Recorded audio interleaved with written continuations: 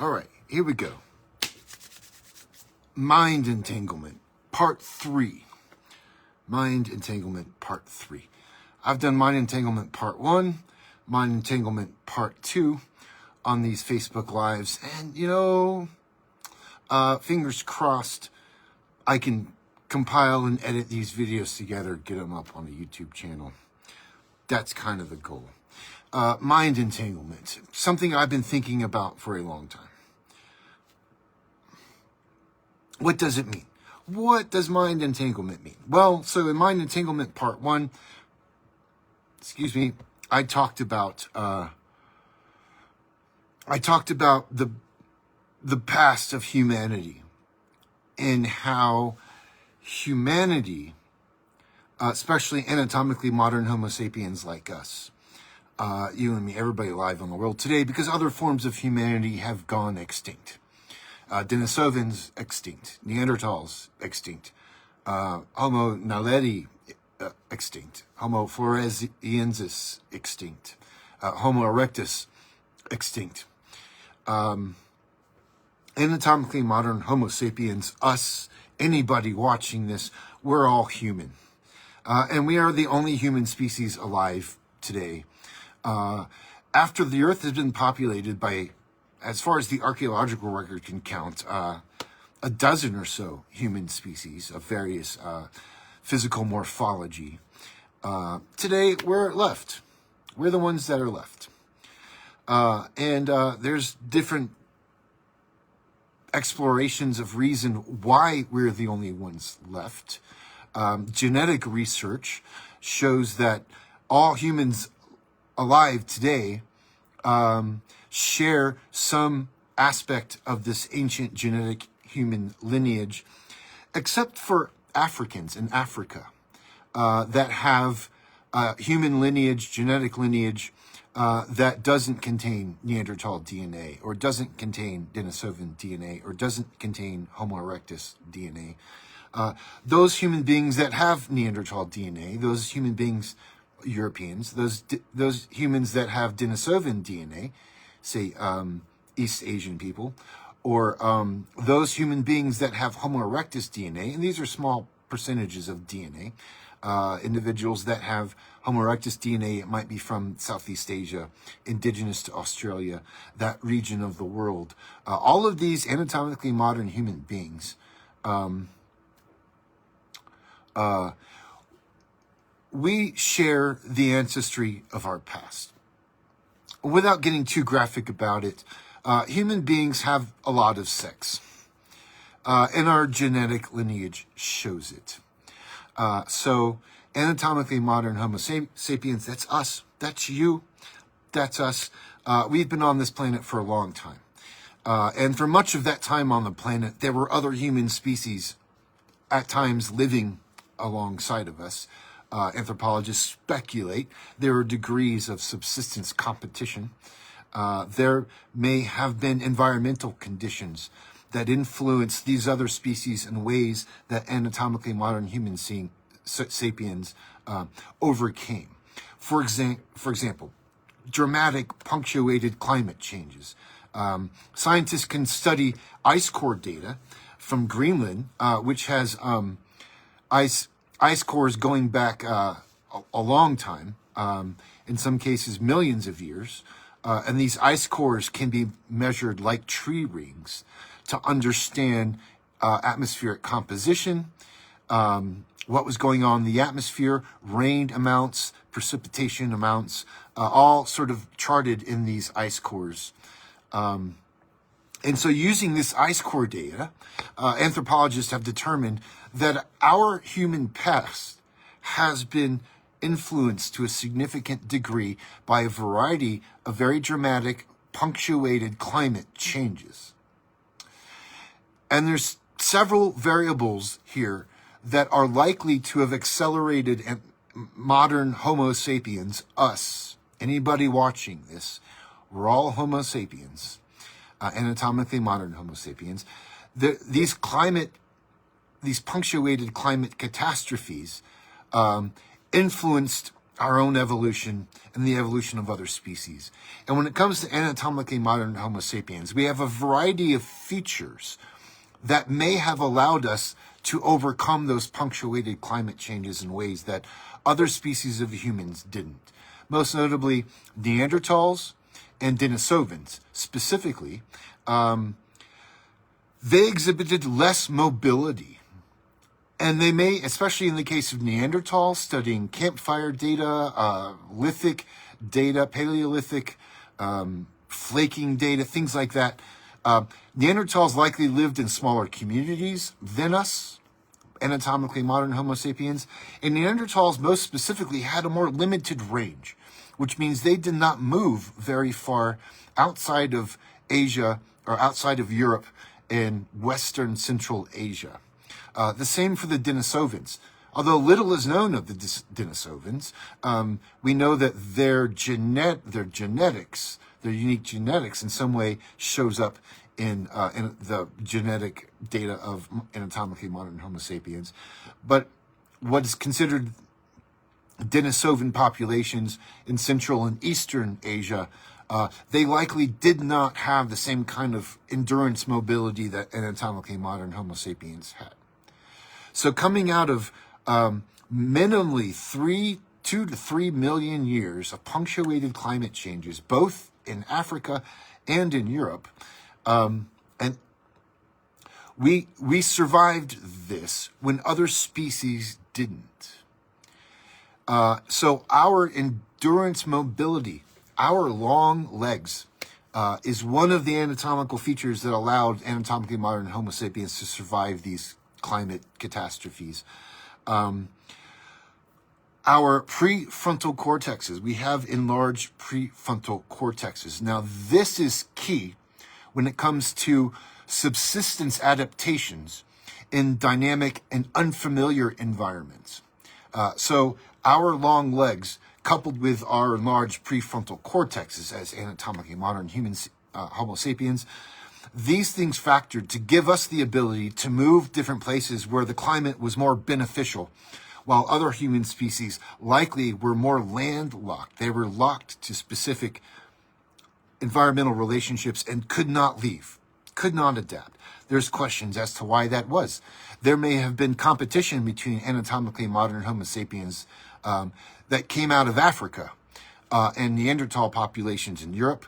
There's some evidence to show a shift in populations over time that may have correlated with climate changes like ice ages. Over 60,000 years or more, there may have been this thing. So Neanderthals may have some way been landlocked in Europe by anatomically modern Homo sapiens that came out of Africa.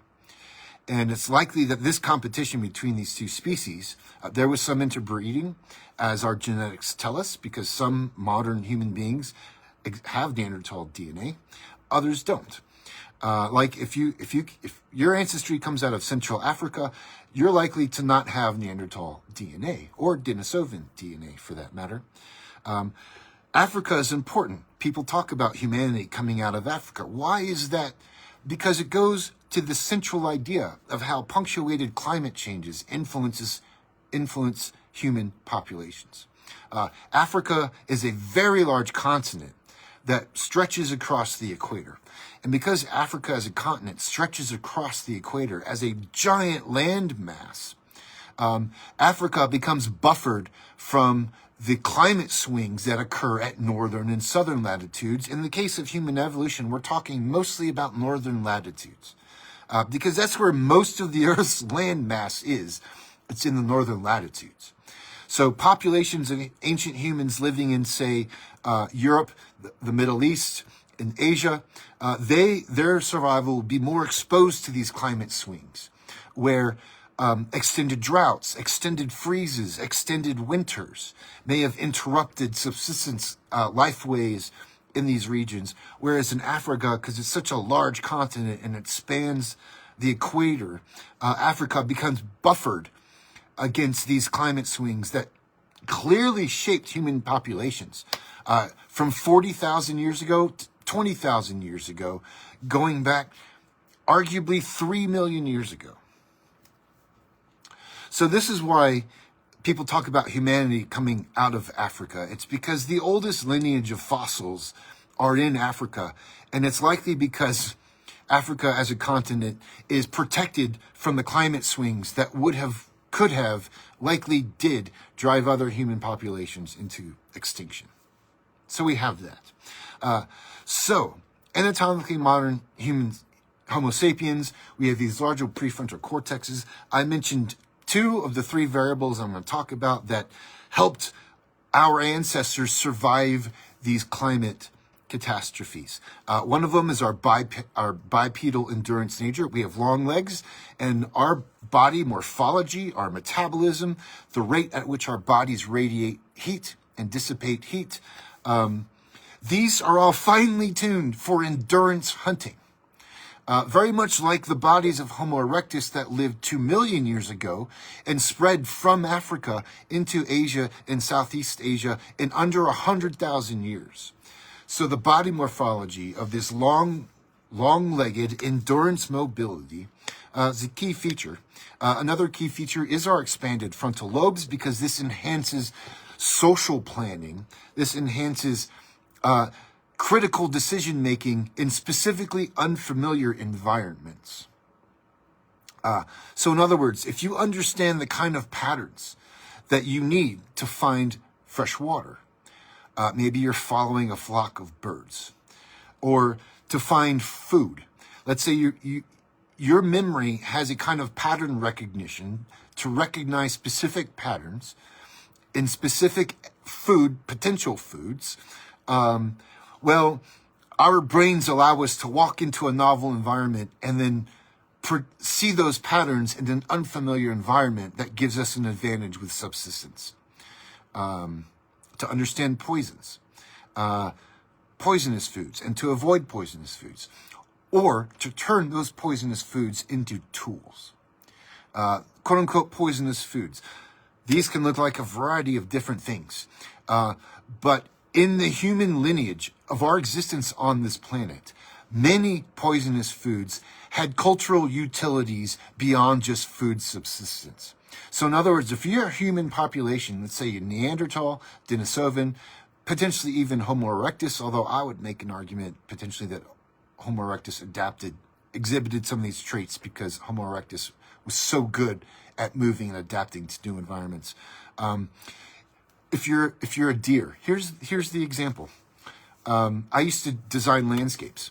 And if I had a client that wanted deer-resistant landscapes that wouldn't just be completely consumed by deer the next morning, well, what you do is you plant poisonous plants. This is not to kill the deer. The deer are smart enough to smell the alkaloids or the metabolites in the poisonous plant and know not to eat it. A good example is the plant Datura. Datura is a nightshade. It's in the nightshade family. It's very smelly. It doesn't smell good if you smell the leaves. The blooms are amazingly fragrant. They're very perfumey. They bloom at night. And this fragrance attracts hawk moths. A hawk moth is one of the key pollinators of Datura. They have very long tongues that can reach into a long tubular flower and feed on the pollen inside. Wouldn't you know it, hawk moths get intoxicated. I've seen this with my own eyes. A hawk moth can get intoxicated on a Datura plant or a Brugmansia plant. But for whatever reason, this does not inhibit them from feeding on Datura. However, a deer, if I plant deer in a landscape, deer will smell those bitter alkaloids in the leaves and they won't eat it.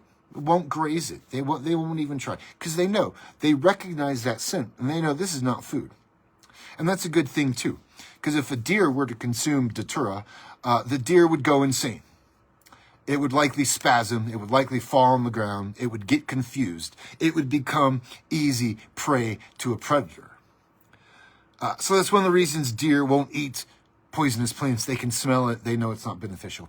However, Datura, usually in the case of Datura has a long tradition of sacred medicinal uses, both in India, where Datura metel is from, and then in North America and South America, where Datura stramonium is from, or Datura metalloids, maybe it's metalloids is from India. quite remember offhand. But there's species of Datura that are native to the Old World in Asia. There are species of Datura that are native to North America. And there's some question whether or not the North American Datura may have been brought over by ancient people. That's a possibility. Speculation at this point, though. The point is, you take a plant like Datura, the hawk moth feeds on it, gets intoxicated. Those intoxicants rapidly wear off, and the hawk moth flies off with a full belly. Datura. Deer will come in, smell the alkaloids, not eat it. Because really, really bad things can happen to a deer that eats Datura. However, Datura was a sacred medicinal herb both in India and in North America to the indigenous people of North America that knew how to use it. There's a culture group called the Membres group, the Membres people. They leave really ornately designed clay artifacts. They lived thousands of years ago in the Southwest. But they leave behind these very ornate, geometric, almost hallucinogenic black and white grid pottery patterns. One of the things that they symbolize in their pottery is both the Datura flower and the hawk moth, because the Membres people saw the relationship between the Datura flower and the hawk moth. Datura, today, very dangerous hallucinogen. It's a very dangerous hallucinogen. It's easy to overdose on, and if you overdose on Datura, you're going to walk in a waking nightmare, and you won't be able to tell the difference between what's real and what's a nightmare.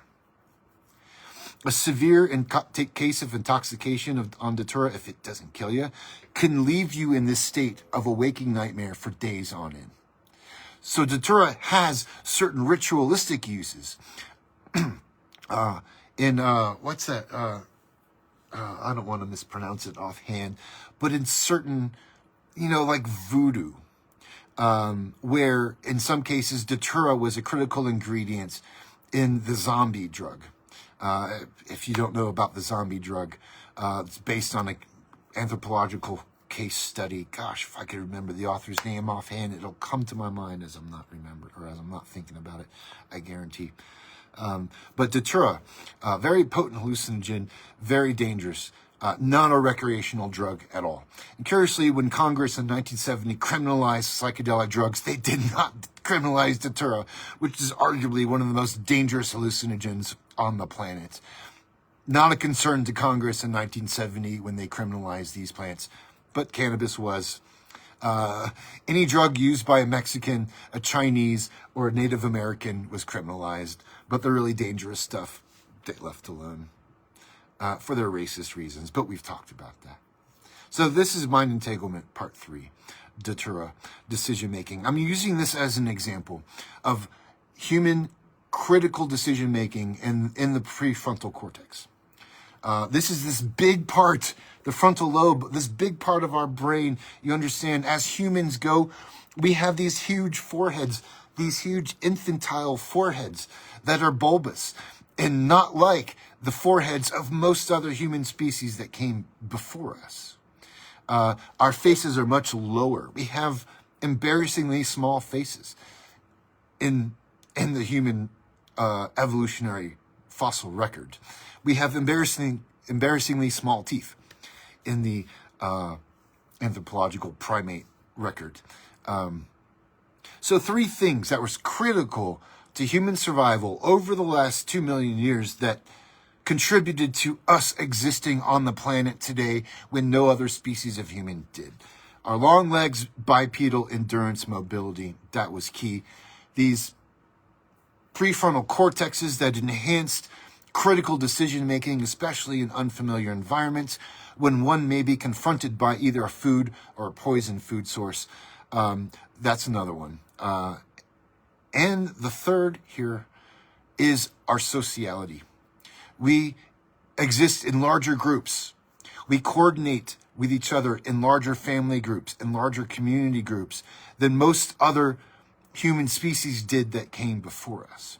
So it's this combination of large family groups, the executive function and decision-making of our prefrontal cortex, and our endurance bipedal mobility. These are 3 critical things that we exhibit today that allowed us to survive 2 to 3 million years. Well, I have to put limits on these, right? Because archaeologically and anatomically modern Homo sapiens, us, we've been on the planet, according to the fossil record, for just over 300,000 years, maybe more in some cases.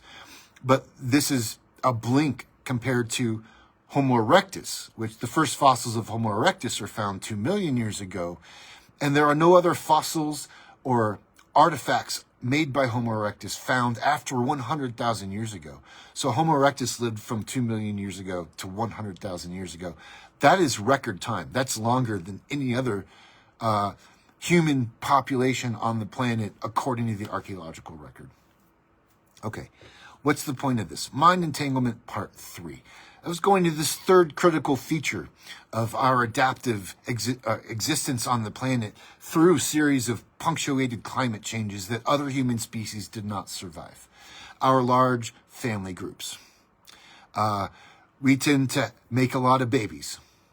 We tend to have a lot of sex.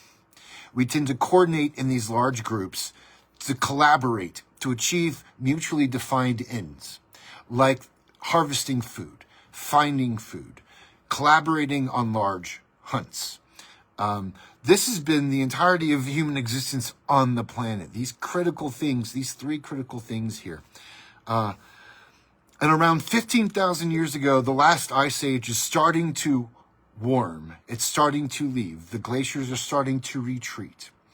And at this point, human population densities begin to increase. So there begins to, because of these critical reasons, our high mobility, our large family groups, and the kind of critical decision-making that we do in environmental subsistence from the executive function capacities of our prefrontal cortex.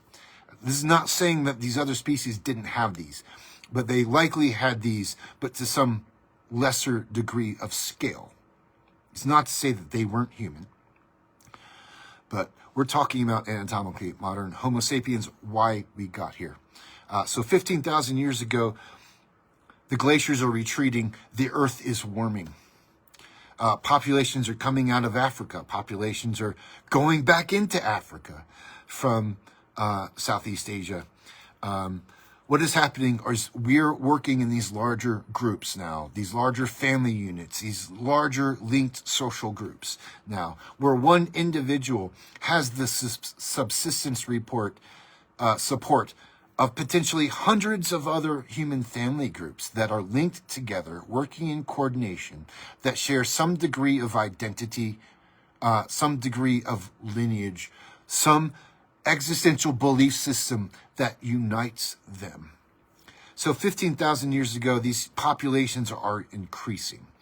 The globe is warming, and people begin experimenting with plants. What this looks like, it's hard to say, but it's likely that people are collecting seeds from one place and carrying it someplace else. It's quite likely that these family groups, about 15,000 years ago, as human populations on Earth begin to expand, these family groups are now becoming limited in their mobility habits. So it's no more wandering a longer distance to navigate through the seasons and follow game through different season parameters. Because there's a higher density of human population groups on the planet 15,000 years ago than there was possibly ever before, these mobility patterns begin to shrink and they begin to orbit. And so if you're carrying seeds from one place, from one location to another location, but your migration habits are shrinking and getting smaller because there's more family groups migrating and doing the same thing you're doing, this may have shrinked the whatever that word is, may have shrinked the migration habits. And so you're more likely to come across the plants that at your next camp from a year ago. So let me rephrase this and clarify. You're taking seeds from one location, likely bringing them back to a camp for processing.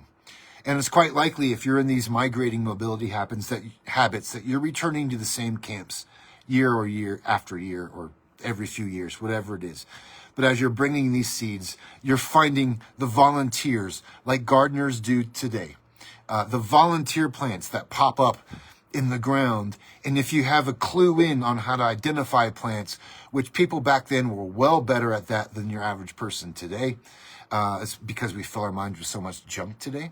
But you come back in this radial migrating pattern, you come back to your camp and you find, hey, there are these plants growing from the seeds last year that I collected, and now they're growing at this camp. That may have been the beginning of agriculture. So a scenario like that may represent the very beginning of agriculture. And so around this 15,000 year mark, the climate is warming up. And for whatever reason, these migrating humans are finding these plants, and they're making connections between growing plants and collecting seeds. Likely, this is a behavior that's been going on for at least 100,000 years or more. But because their migrating patterns are shrinking, they're more likely to come into these volunteer campsites where all of these volunteer beans, volunteer grasses, volunteer grains are growing. And so this may represent the very beginning of domesticated agriculture, plant domestication. So we're thinking now that these campsites are some of the earliest gardens. Because that's the thing, a garden needs tending to. You can't learn from a garden if you never come back to it. But if you're coming back to a space where these collected seeds are growing, you've got the very beginnings of a garden. And if the same family groups of people are coming back to this location, voila, you got gardeners.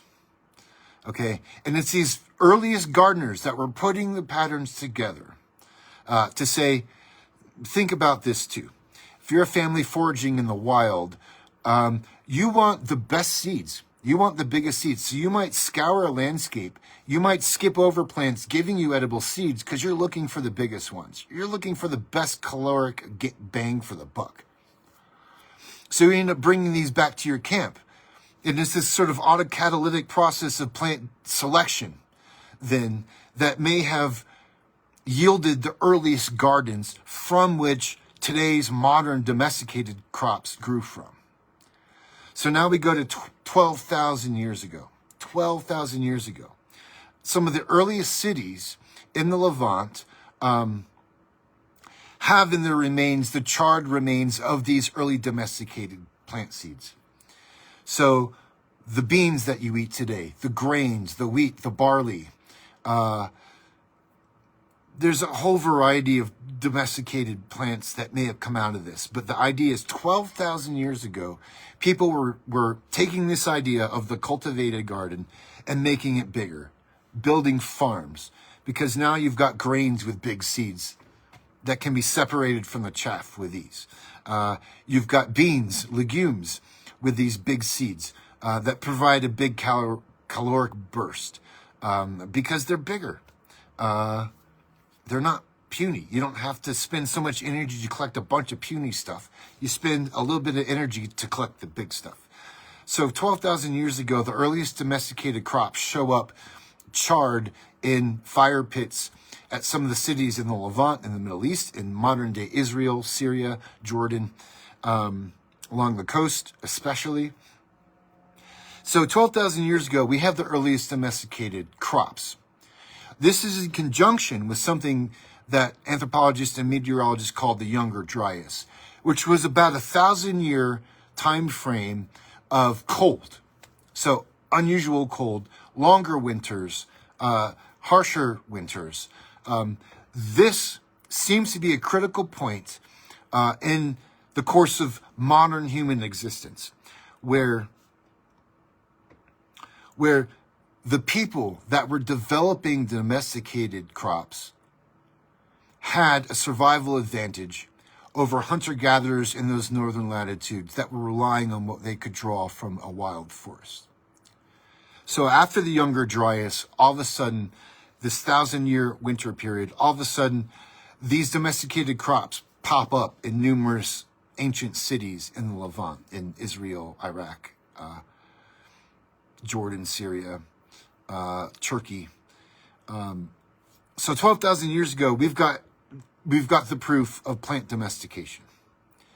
And it's likely that the people that were domesticating these crops, they're the ones that survived the best through the Younger Dryas, excluding, of course, hunter-gatherer populations in Africa who may have been more or less shielded from the kind of climate swings that the Younger Dryas may have imposed on those environments. So 12,000 years ago, plant domestication, farms, the beginning of expansive cities, Göbekli Tepe in Turkey, some of the earliest features of modern human civilization in the construction of cities, rock walls, rocks, manufacturing bricks to build walls, to build structures. We see this developing around 12,000 years ago, certainly reaching a peak by 8,000 years ago, where some of the most advanced ancient cities begin to show themselves in the archaeological record, exemplified by kind of top-down planning, which means that the streets are all the same width. It means that there's uniform construction patterns. The way a brick is made, the way you make 1 million different bricks that are the same size. This kind of top-down organization. We see it clearly in ancient cities in the archaeological record 8,000 years ago. Something else is happening at 8,000 years ago. People are building clocks. People are turning rock, lithic structures, giant monolith, not really monolith, but giant rock structures into timepieces. Stonehenge is a classic example. So it seems that before human cities could get even larger, reaching where we're at today with urban development and construction, before these human cities could get larger, people had to invent a uniform clock. By building these rock structures that marked specific points in the celestial movement of the sun, the moon, the planets over time, specifically the winter solstice, the summer solstice, for these agricultural societies, marking the passage of time by the movement of the sun and the moon and the planets in the sky, using these like Stonehenge, these stone clocks, to measure and track these key moments. These help them define their agricultural seasons. These help them optimize their agricultural productivity. And so from 8,000 to 4,000 years ago, you start to see these cities getting bigger. So around these cities, the populations of humans are increasing. It was around 8,000 years ago, certainly by 4,000, 3,000 years ago. But I'm saying around 8,000 years ago, with the creation of these clocks, like Stonehenge, we have what I call the domestication of the human mind. So let's rewind just to get this all in. 12,000 years ago, humans domesticate plants and animals. Animal domestication went hand in hand with plant domestication. And it makes sense, because once you can domesticate plants and you can grow a lot of food, now you have more food to feed your livestock, to feed your animals, to feed your chickens, your beasts of burden, your mules, your cows, your goats. Plant domestication facilitated animal domestication. And there's some, because it's possible humans domesticated dogs before that. And it would make sense that humans domesticated dogs before we could domesticate plants and animals, because the dogs could then be a control mechanism to protect those plants and animals. So it's kind of good that humans likely domesticated dogs before we domesticated plants and other animals, because the dogs would be really useful to help control your farms from herbivores. So the wild deer don't eat all your crops. Or your dogs might be useful to protect your farm animals so the wild lions don't eat them up. So there's compounding series of cognitive decision-making at work in this period where plant domestication, animal domestication came out of that.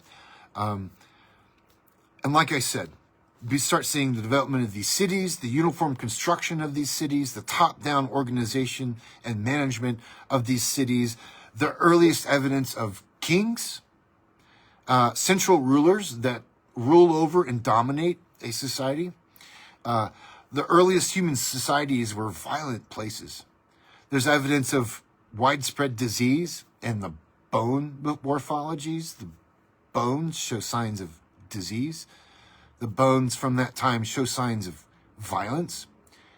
So building the first cities came with costs. Costs to health, costs to physical safety. Look, we know this today if you live in a city. These things still hold true. During the COVID pandemic, the cities were the most impacted. There's a reason for that population density, human population density. A lot of people sharing mind states and living together in coordinated cities. It's key. So going back to this whole idea of the domestication of the human mind. Because from 8,000 to 3,000 years ago, we start to see evidence of these kingships, these divine kings that become rulers. They're warrior kings, become rulers over their urban societies. So state-level kings, and then violence exchange between city-states. Once we get to the Egyptians, the Sumerians, you look at the Middle East, the ancient civilizations in the Middle East, big cities, big construction feats, the pyramids, the ziggurats, militant divine kings. You start to see the evidence of the domestication of the human mind. Language, 3,000 years ago.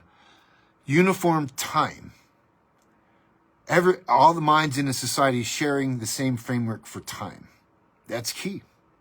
The earliest religions, not just the earliest sort of uniform politics, like the warrior kings. The earliest religions begin making their appearance here in this period of history. By the time we get to the Egyptians 3,000 years ago, 4,000 years ago, you see these giant urban cities with these giant domesticate religions, the language, the symbolism, the timekeeping. All of these things effectively act to what I call domesticate the human mind. So just to review, getting up to this mind entanglement part 3, 3 critical domestication events, let's say 4 critical domestication events that have occurred in the last 15,000 years. That's the domestication of dogs, domestication of plants, domestication of farm animals, and the institutional domestication of the human mind. 4 critical domestication events since 15,000 years ago. These things brought us to where we are today. So mind entanglement part 3. What I just shared is a little bit from mind entanglement part 1, where the survival impetus of the human species, the modern human species, is that we collaborate with each other, that we share our identities, that we find common identities. Are you American? Are you from Colorado? Are you Canadian? Are you European? Different classes of cultural identification, even racial identification. These are all shared aspects of belief, of human classification, often separating the known in-group from an external out-group. So not only do we share mind states, but we're very specific about the mind states that we share with. In the kind of ethnic racial paranoia exhibited by MAGA and the Trump administration, you can imagine MAGAs, they don't want to share their mind states with Muslims. They made that pretty clear. And if you're paying attention to the exercise of racism in this Trump administration, you realize that MAGA is very specific about who they want to share their mind states with. They don't want to share their mind states with liberals. They want the kind of incestuous kind of political inbreeding that occurs with a cultish kind of politic. But nonetheless, the sharing of mind states is still there. Because I'm a huge Buffalo Bills fans. I guarantee you, I love the Bills. I guarantee you there's people that love Donald Trump and they're Bills fans too. So even if there's a disparity between a form of identity in our human social complexity, there are other lines and there are other dimensions of shared identity that can hold a society together, even if within that society there are different groups that may be intellectually, ideologically opposed to each other. So mind entanglement, sharing states of mind. Our survival impetus has been our collaboration in large family groups, in large social groups. This requires the kind of shared cognition that we see, that language necessitates. The Sapir-Whorf hypothesis proposes that the language that you speak shapes the way you see the world. For example, the Navajo language is very action, very verb-centric. And that perception of the world may in fact be different in its perception of relationships than the European perception of the world, which linguistically is based around nouns. So the Sapir-Whorf hypothesis, the language that we use shapes our perception. So I'm bringing it up because, once again, when Trump became president, what did he say? He said, English is the language of America.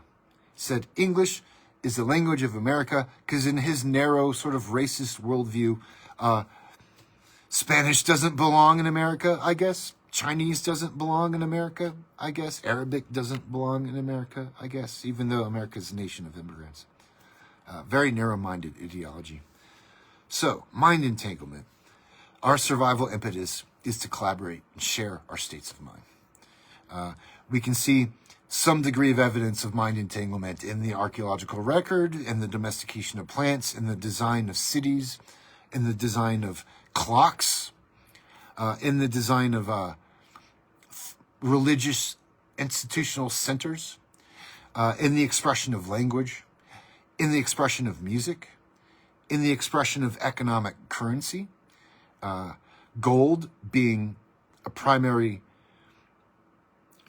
token of economic exchange, going back a long time. But before that, it was seeds. As a matter of fact, the ancient Maya, that was their currency. Many of the Mesoamerican cultures, their currency was seeds, specifically the cacao seed, the chocolate seed. But the idea is we share our states of mind so that we can collaborate in these larger groups by necessity, by a survival necessity. We've been doing this for a long time. What is its relevance here in the modern world, this idea of mind entanglement? Well, we've been on the planet for over 300,000 years. The amount of time that the internet and social media have influenced human behavior in that time is a blink of the eye by comparison. A blink of the eye by comparison. So we innately have this idea to communicate our dreams. We innately have this idea to listen to each other's dreams. We innately have this desire to synchronize our identities, to share our identities, to share our beliefs. All of this comes from this deep time evolutionary impetus to survive in large groups. So mind entanglement, going back to this mind entanglement. Mind, that's clear enough. Entanglement, listen, if you're a quantum physicist, you might be annoyed at me pulling entanglement into this this social science context. But entanglement was in the English lexicon long before quantum physicists got a hold of it. Entanglement specifically was in reference to social interactions, the entanglement of social beings in a social context, with respect to politics, with respect to war, with respect to romantic entanglements. So this idea of entanglement is not new to human cognitive behavior. It's one of the original words designed to describe human social behavior. It's only in the 20th century that physicists drew from this word entanglement to describe quantum entanglement, the spooky action at a distance that Einstein called quantum entanglement. So in this context, I'm talking about mind entanglement, loosely describing our desire to share our identities and belief systems in order to collaborate as larger family and social groups. But more specifically, mind entanglement, because within the context of these shared identities and these shared belief systems, mind entanglement, what happens to one in a social group affects others in a social group. It's a critical component of this idea of mind entanglement, that within a social group, what happens to one individual in the social group affects everybody in the social group. After 9/11, people put aside their political differences for a time and said, we are all Americans. I don't care if you're a Republican. I don't care if you're a Democrat. After 9/11, we are all Americans, right? After a traumatic historical event, people put aside the delineations of their identity and they agreed on a larger uniform identity that unified the differences.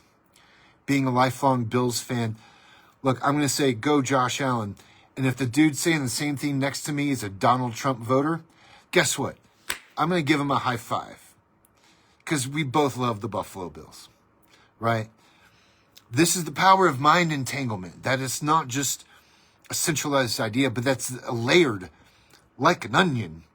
It's layered because we've been on this planet for so long exhibiting these social properties of social entanglement, of shared cognition, that it's like our cities exist because we have this deeply layered form of mind entanglement. After 9/11 again, New York City, it didn't matter if you're Republican or Democrat. You're like, we're all New York. we're all New York.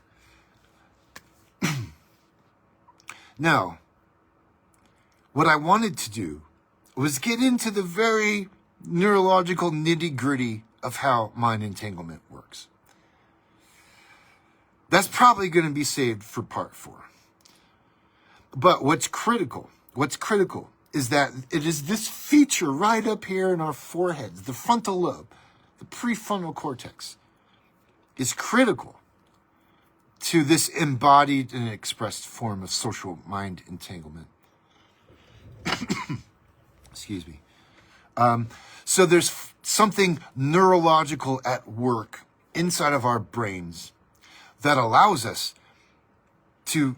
our minds to entangle, that allows us to operate as cohesive social collective groups. This became essential to our survival on the planet. It's the very same thing that enables technological development.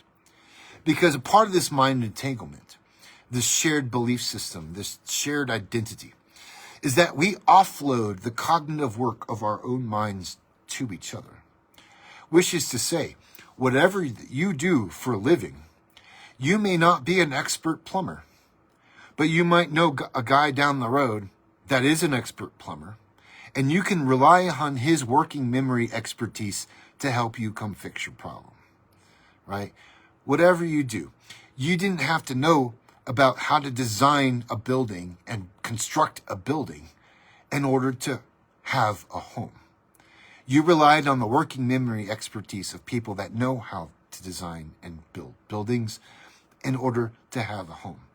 This is a scaffolding approach to working memory, a social scaffolding, which means the knowledge and the expertise that we need in order to survive, we collaborate together in order to share. So this guy over here who's part of my family, this woman over here is part of my social group. They have skills that I don't have. And I have skills that they don't have. And because we're working as a collective, cohesive group, they can come help me and I can come help them, typically under a shared concept of identity.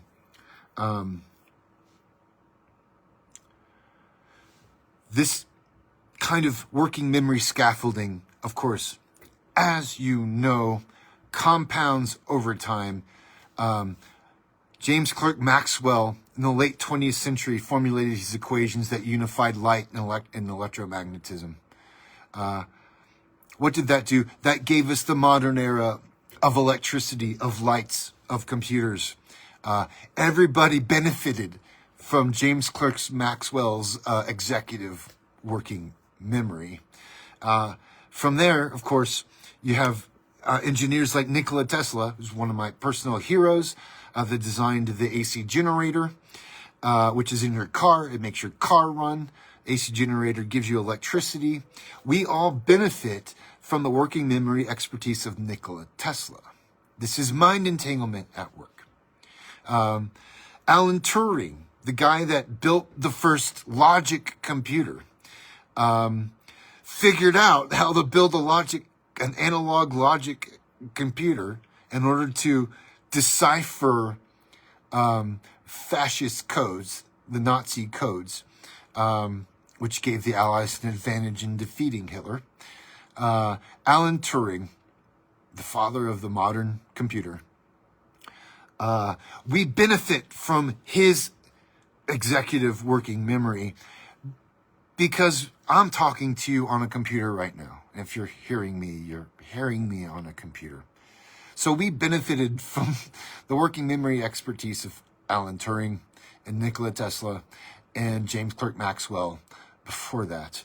Of course, this is using Wi-Fi connection, which at some point is linked to a satellite network.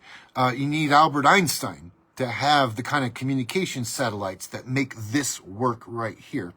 And so in this moment, we're benefiting from all of these experts that came before us that worked out critical problems to create technologies that made communication in human life easier.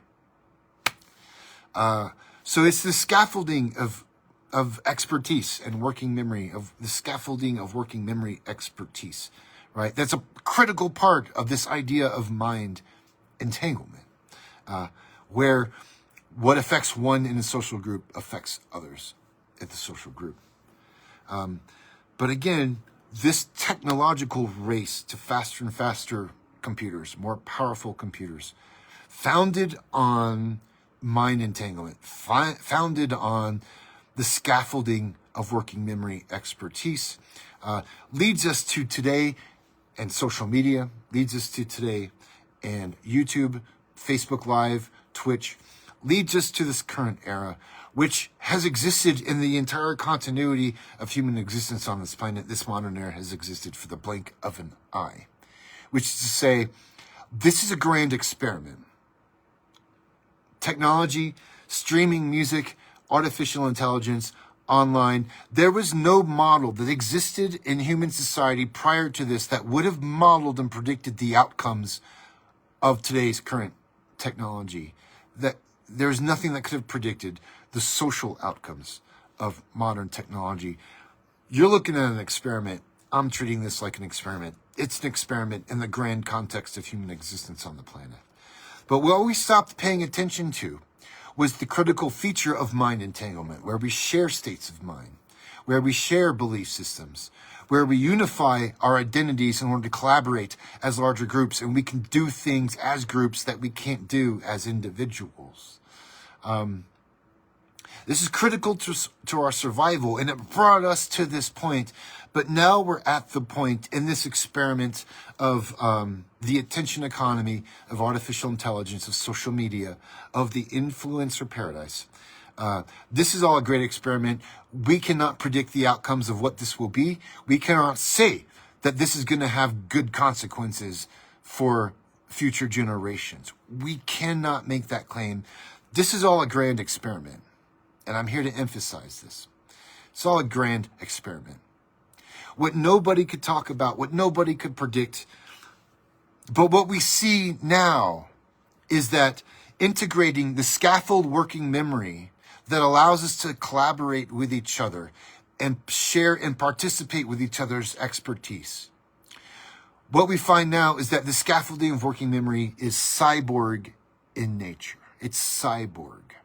Cyborg in the form of electrical logic boards, search engines, texting, the technological adaptation and facilitation of human cognitive behavior. This is new. There really is no comparison other than television and radio.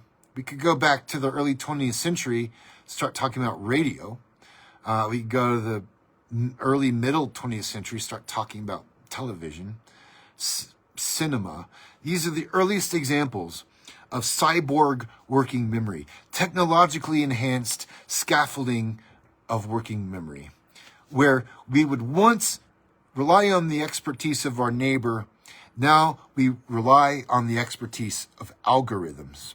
This is still a grand experiment. Nobody can predict the outcomes from this, the social outcomes, the social repercussions, the social consequences.